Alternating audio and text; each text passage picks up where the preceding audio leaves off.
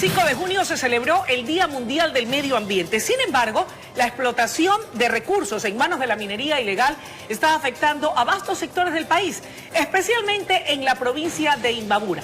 Para el análisis de este y otros temas de interés nos acompaña el abogado Juan Cárdenas, asambleísta por la Revolución Ciudadana y miembro de la Comisión de Biodiversidad y Recursos Naturales. Abogado, qué gusto que nos acompañe. Buenos días y bienvenido. Un honor tenerlo aquí esta mañana. A su orden, y saludo con mucho afecto y cariño a la teleaudiencia del canal más antiguo del Ecuador. Así es, el primer canal del Ecuador. Qué bueno, muchas gracias. Así es. Abogado, ¿cómo entender que la fiebre del oro haya transformado comunidades tranquilas en sitios invadidos por la avaricia, por la inseguridad y por la delincuencia? La minería debe ser entendida como una providencial oferta de la naturaleza, no para sentarnos sobre ella y seguir siendo pobres, sino para explotarlo con un criterio de respeto al medio ambiente, pero al mismo tiempo de aprovechamiento como un recurso que nos da la tierra como parte de nuestro territorio. ¿Cómo lograrlo? Pero el problema es que la minería como tal, en vez de convertirse en un filón de ingresos, en generador de puestos de trabajo y de pago de impuestos y de salarios dignos, resulta que se ha convertido en el escenario de la disputa de bandas que prefieren ejercer minería ilegal, atropellando procedimientos, violando la ley y sobre todo irrespetando las leyes de la naturaleza. ¿Cómo enfrentar esta problemática, abogado?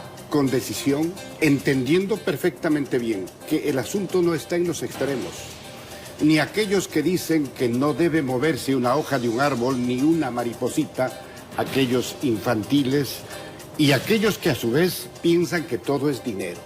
El asunto ideal está en el término medio, de tal manera que todos nos sujetemos al marco constitucional y legal para explotar minas de tunelería, como también a cielo abierto, que permita la reposición del ambiente, la recuperación de los problemas que se crean naturalmente por la minería.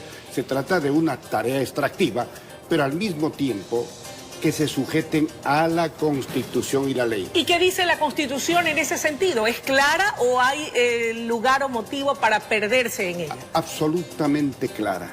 La explotación minera responde a principios de eficiencia, de aprovechamiento lícito, de respeto al medio ambiente sobre todo, y que se sometan a las líneas internacionales de explotación, porque hay especie de códigos que cada vez son mucho más eficientes para que el impacto sea totalmente mínimo respecto a la naturaleza.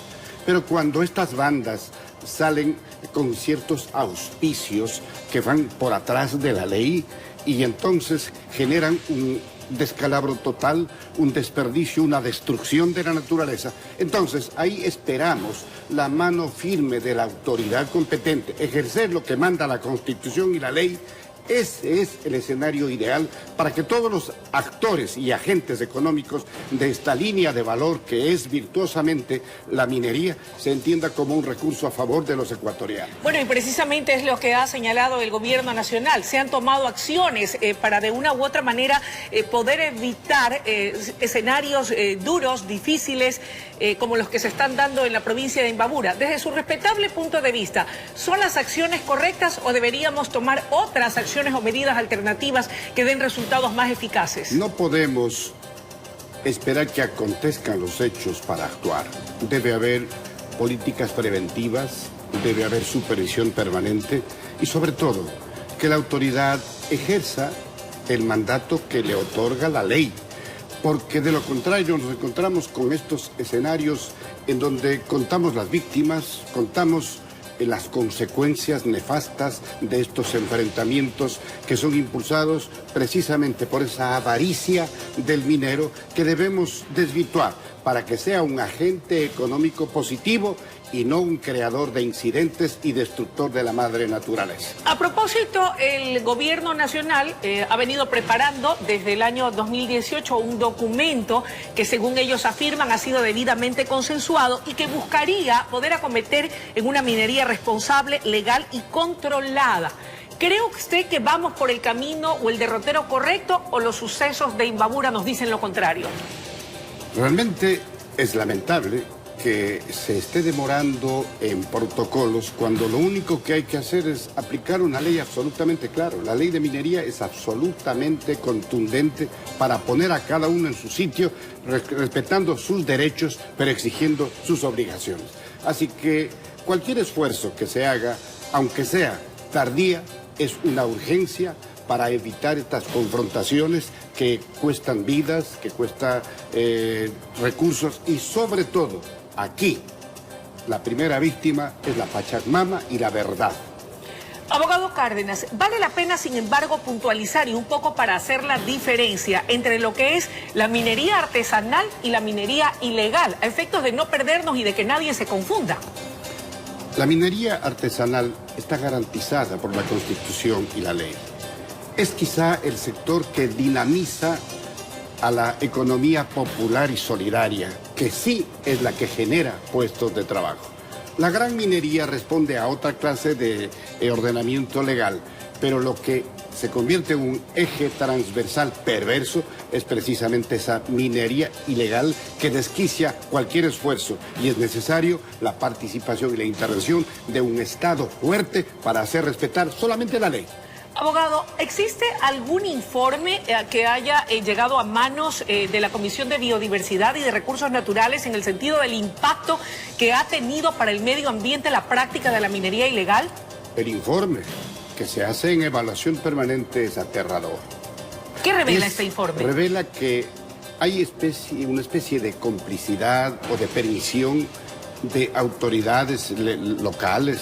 Ahí también intervienen los GATS, que son los organismos descentralizados autónomos, que no hacen su trabajo para precisamente coadyuvar, al margen de cualquier diferencia, inclusive ideológica, para lograr el objetivo: desterrar esta que es una perniciosa acción que destruye la economía del sector minero. Y hay minería ilegal en gran escala, en mediana y en pequeña escala. Por esto es que hay confusión respecto al legítimo desempeño de la minería artesanal, que para nosotros es muy importante y merece el apoyo y el auspicio del Estado. Esa debe mantenerse en todo caso. Debe tener la mayor apertura y apoyo. Apoyo y estímulo para que cumpla con lo que está haciendo. Le repito, la economía popular y solidaria en el Ecuador es la que mayormente genera puestos de trabajo. No es cierto que es la gran empresa, por el contrario, la gran empresa lleva capitales fuera del país. En cambio, la economía popular y solidaria, entre las que se encuentra la minería artesanal, es una generadora y provisora de puestos de trabajo. En resumen, la cancha está marcada. La ley de minería es muy clara en el país y únicamente hay que aplicarla y tomar los correctivos para evitar que la minería ilegal continúe haciendo de las suyas. Han existido alertas que se han encendido en escenarios realmente conflictivos. No se ha tomado en consideración, al menos en estos 2 años.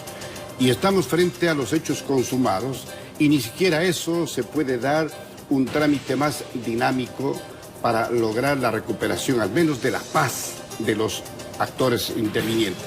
Así que nosotros exigimos que el Estado, el gobierno, en representación de la sociedad ecuatoriana, haga todo lo necesario para desterrar esta que es una confrontación en la que está inmersa la acumulación de riqueza para cierta gente que jamás paga impuestos, que jamás paga salarios dignos y que son una constante amenaza para la paz social y económica del país. ¿Podremos hacerlo o es un poco utópico pensar que podemos enfrentar y desarticular esas mafias? Usted lo ha dicho, son verdaderas mafias con insospechables intereses por atrás. pero es necesario que lo enfrentemos y nosotros estamos decididos a exigir que lo que podemos hacer, la comparecencia de las autoridades responsables de esta materia, para que no vengan a lavarse las manos, vengan a explicar qué han hecho, qué no han hecho y qué hay que rectificar. Y si es necesario, establecer responsabilidades y si hay que hacer un juicio político a quienes no cumplieron con su papel, tenemos que hacerlo. ¿Se refiere usted al ministro del Ambiente? A los ministros del Ambiente, de Gestión de la Política, que es la que tiene a su cargo la Policía Nacional, que efectivamente debe estar siempre alerta y pendiente para que estos hechos no ocurran y cuando ocurran no sea grave. ¿Tienen fecha para esas comparecencias? Están ya señaladas fechas, por el momento van a ir los señores ministros de energía no renovable, de ambiente, de derechos humanos, en fin, a la Comisión de Biodiversidad y Recursos Naturales no renovables, precisamente para afrontar un tema grave que está ocurriendo en el Parque Nacional Yasuní, en donde el 4 de febrero del 2018, en la consulta popular, nos preguntaron si estamos de acuerdo en ampliar la zona de protección del Parque Nacional de Yasuní. Y la gente dijo sí, era una pregunta obvia, pero resulta que ahora hay un decreto ejecutivo del 21 de mayo del año 2018, en el cual se establece precisamente una excepción. Se respeta la naturaleza, se respeta todo, que no se construyan nuevas hidroeléctricas, que no se hagan carreteras, pero está exenta la actividad petrolera. Yo no sé por qué priorizan esa actividad que ni siquiera nos beneficia, doña Luisa, porque la distribución de la renta petrolera revirtieron de tal manera que el 87,5% de esa renta petrolera se llevan las transnacionales petroleras y apenas el 12,5% le queda para el dueño del recurso, que es el pueblo del Ecuador. En esas condiciones, si se aumenta producción, si aumentan los precios internacionales, no nos beneficia. Se benefician actores externos de nuestra economía que no son precisamente los que generan un bienestar que sí buscamos. ¿Será posible ir a la censura? ¿Contarán con los votos? Vamos a esperar las explicaciones que den estos y de aquello dependerá. Ministros convocados y en base de ello, como son los encargados de la ejecución de ese decreto ejecutivo que tiene el número 751 del 21 de mayo del 2019, van a responderle a la sociedad ecuatoriana. Eso es muy importante porque no podemos jugar con un elemento tan sensible como es el Parque Yasuní, que es una reserva de carácter universal y que a su vez para nosotros es un emblema de civilización.